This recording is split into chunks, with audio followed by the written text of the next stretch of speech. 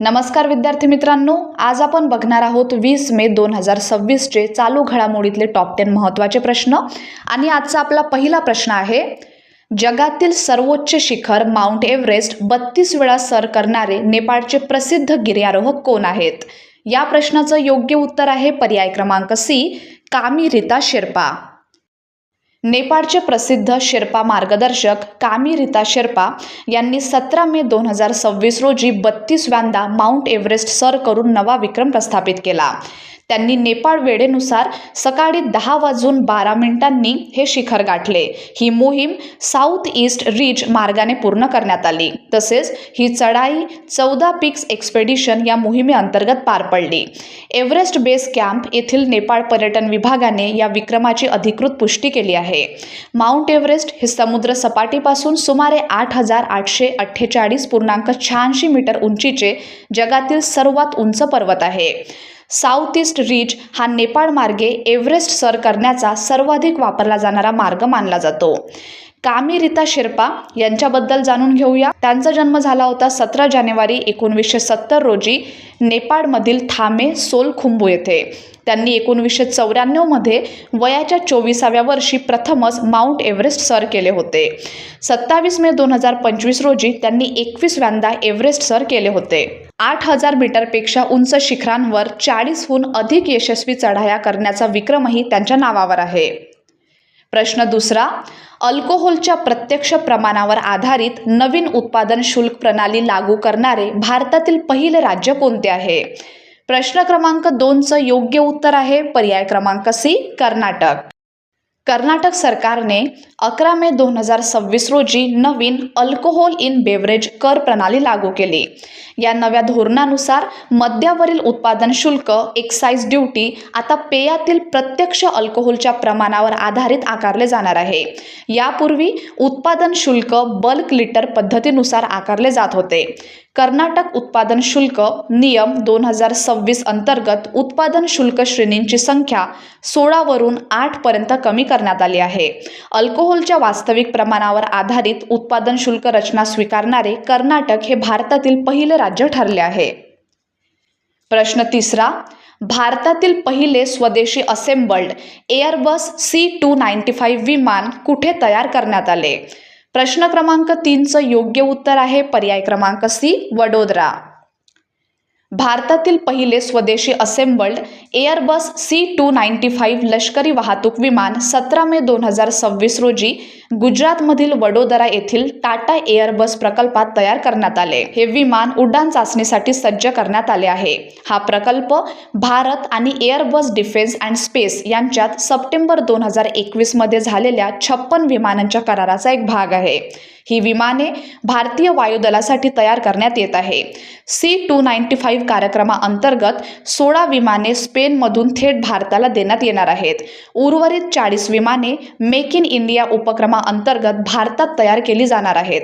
भारतात तयार करण्यात आलेल्या पहिल्या C295 विमानाची उड्डाण चाचणी जून 2026 मध्ये सुरू होण्याची अपेक्षा आहे। हे विमान सप्टेंबर 2026 मध्ये भारतीय वायुदलाला सुपूर्द करण्यात येणार आहे। पुढला प्रश्न, the bench, the bar and the bizarre या पुस्तकाचे लेखक कोण आहेत? या प्रश्नाचं योग्य उत्तर आहे पर्याय क्रमांक बी, तुषार मेहता।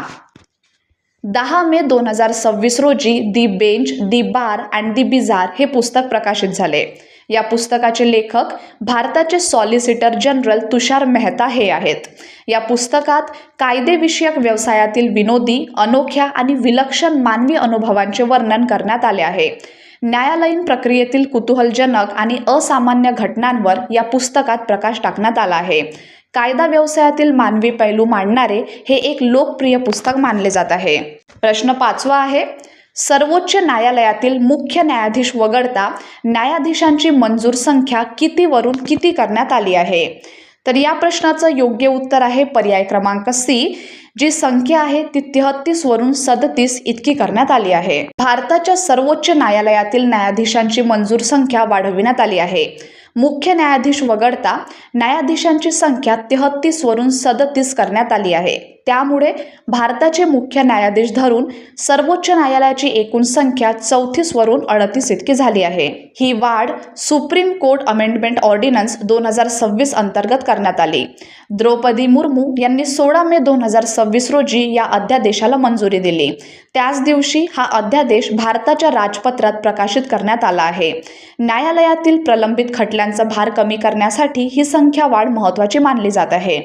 पुढला प्रश्न, गुजरातमधील कल्पसर प्रकल्पासाठी भारताने अलीकडे कोणत्या देशासोबत तांत्रिक सहकार्य करार केला आहे?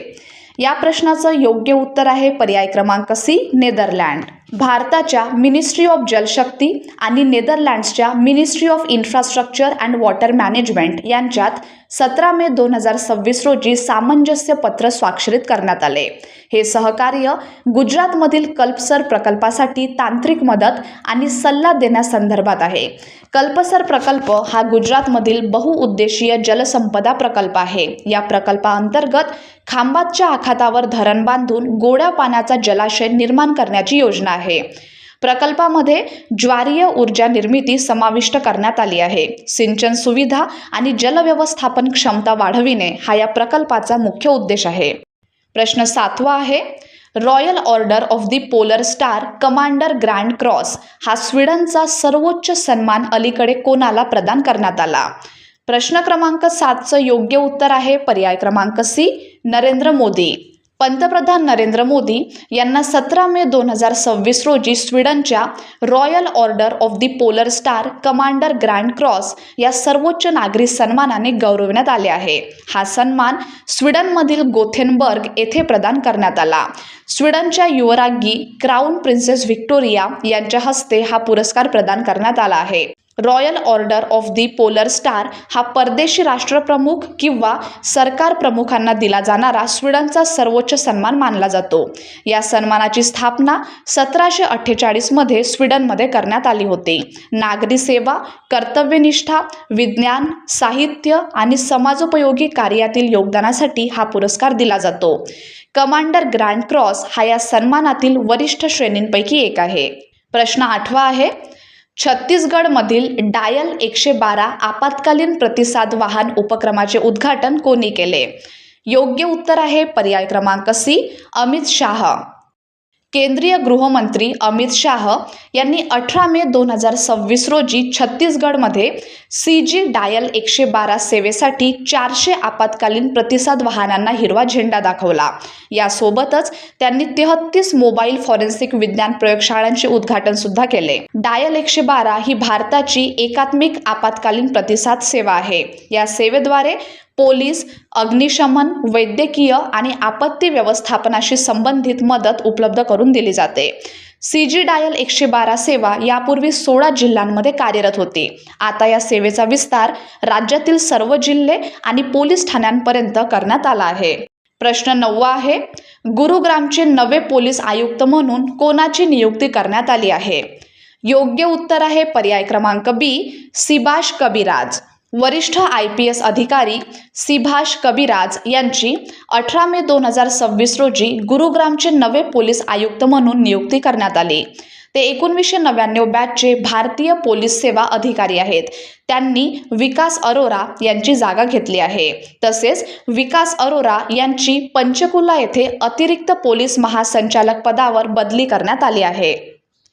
आणि आजचा आपला शेवटचा प्रश्न आहे, national AI doctors mission NAIDM या राष्ट्रीय उपक्रमाची सुरुवात कोणत्या शहरात करण्यात आली? योग्य उत्तर आहे पर्याय क्रमांक डी, नवी दिल्ली. 17 मे 2026 रोजी नवी दिल्ली येथे आयोजित हेल्थ AI कॉन 2026 परिषदेत नॅशनल AI डॉक्टर्स मिशन याची घोषणा करण्यात आली. हा उपक्रम भारतातील वैद्यकीय क्षेत्रातील व्यावसायिकांना कृत्रिम बुद्धिमत्ता विषयक प्रशिक्षण देण्यासाठी सुरू करण्यात आला आहे. या मिशन अंतर्गत डॉक्टरांना AI तंत्रज्ञान, क्लिनिकल प्रॅक्टिस आणि डिजिटल आरोग्य साधनांच्या नैतिक वापराबाबत प्रशिक्षण दिले जाणार आहे. हा उपक्रम मेडिकल डायलॉग्स आणि नॅशनल मीडियम फोरम यांच्या सहकार्याने संकल्पित करण्यात आला आहे.